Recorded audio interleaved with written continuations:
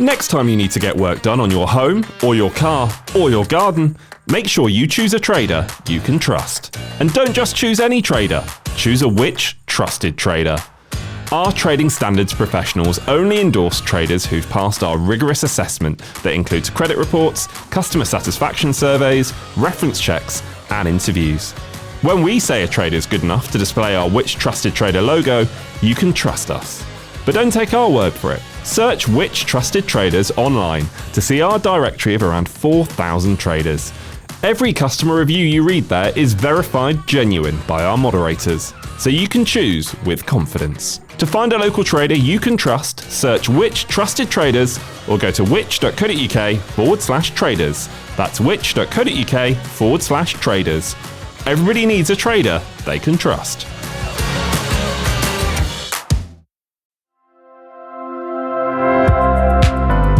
Hello and welcome to the Which Shorts podcast. I'm James Rowe. Each week on the podcast we delve inside one of the Which magazines, choose a piece that was written by one of our brilliant journalists and bring it to life, giving you loads of free, everyday advice. This week we're sending positive energy into the world, looking into the best and worst energy providers for 2025. In the February edition of The Which magazine, our expert James Aitchison assesses our in-depth consumer ratings and behind-the-scenes analysis to find the suppliers that put you first. Here's James's piece, adapted for the podcast, this week read by the presenter of the Which Money podcast, Lucia Ariano.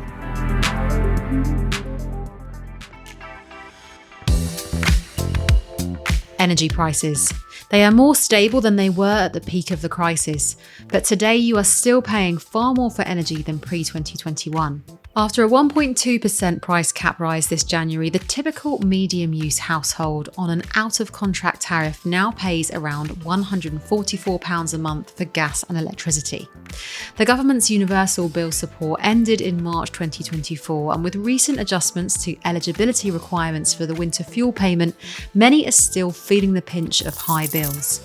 Fixed deals have slowly returned, and with prices set to remain high and even go up in April's cap announcement, a fix could well save you some money on each unit you use for at least the next 6 months. Fixing a tariff will mean the cap doesn't apply, instead securing your prices for the duration of your contract. So let's say you are looking for a fixed tariff. How do you know which provider to go with? Well, we've ranked energy providers based on the results of a survey of almost 12,000 people between September and October last year, as well as an assessment of the practices and policies of GB energy providers. This time, 3 scored highly enough to be Which recommended providers. So let's take a look at the best and worst energy providers for 2025 based on our research. First up with the best total score was Octopus Energy, a Which recommended provider for the 8th year running. Octopus got the highest customer score, and almost 9 in 10 customers said they were satisfied and would recommend it to others. It scored 5 stars in most areas, dropping to 4 stars for value for money and communication. In our background assessment, it scored maximum points for help for those who need it, but lost points in terms of limited phone hours and minimal live chat options. It's an eco provider largely because it buys and sells renewable power and for its attempts to limit greenhouse gas emissions. Also at the top this year, 100 Green. This is the first time we've had enough responses to rate 100 Green.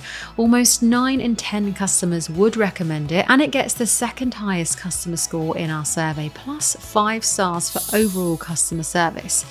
In the background assessment, it did well in most areas except for smart meter targets and help for those who need it.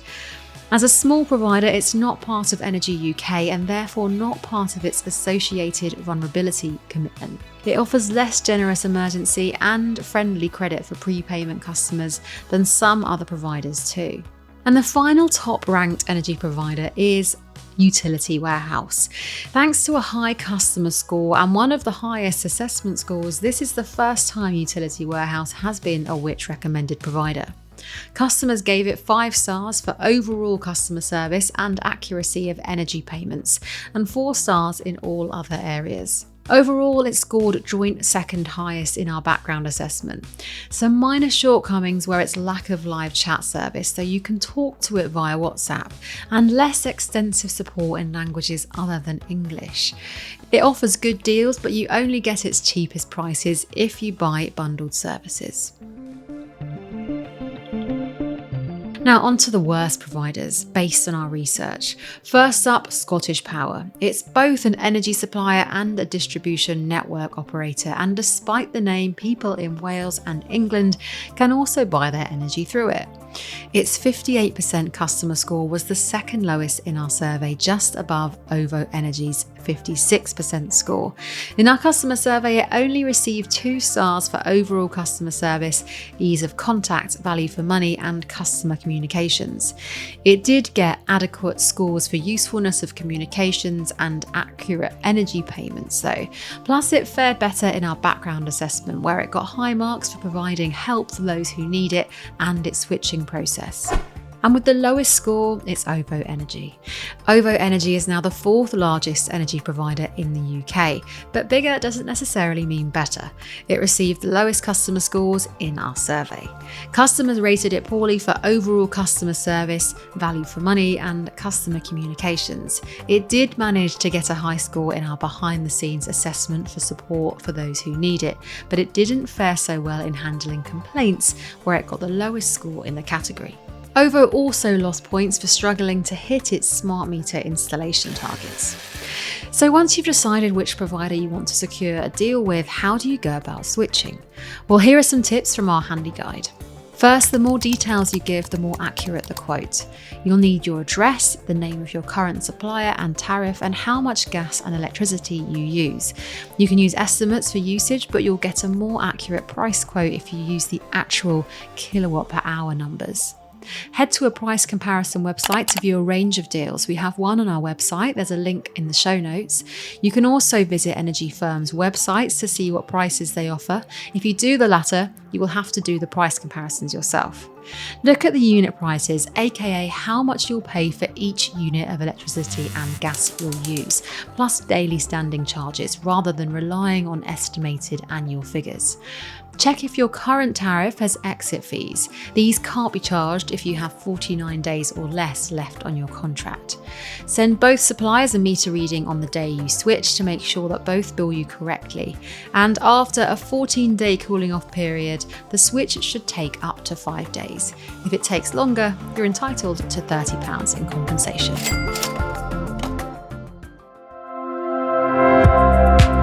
This week, Lucia Ariano was reading that piece originally written by James Aitchison and published in the February edition of The Witch magazine.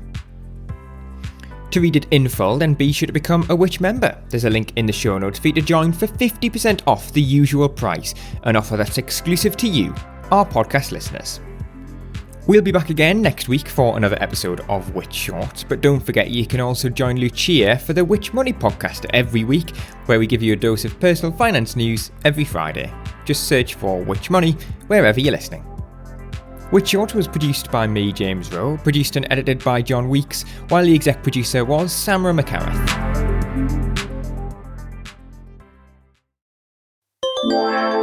Hi there, James Rowe here, presenter of the Which Cars podcast. Join me and the Which Cars team as we cover the biggest motoring stories, including our exclusive research into car reliability. When 5 to 9-year-old cars break down, they spend on average 4 days off the road. New to 4-year-old cars spend 4.8 days off the road. Now that might not seem like much in the general scheme of things, but that's a 20% difference. And that could be the difference, for example, if you break down on a Monday afternoon between getting your car back for the weekend or having to wait into the next week to having it repaired. Should you buy a used car rather than a new one? Unless you're desperate to get a car in exactly the colour or specification you want, there are plenty of low mileage used cars on the market with significant discounts on their new price. And if they're from a brand, say like Toyota or MG, which offer long warranties, then it can actually be quite a good option buying used, because you'll still have that manufacturer cover behind you.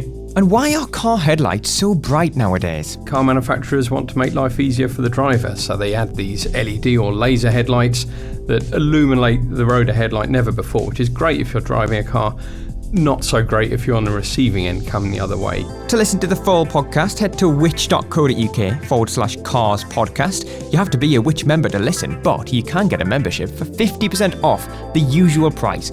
All the details are on that page, which.co.uk/cars podcast.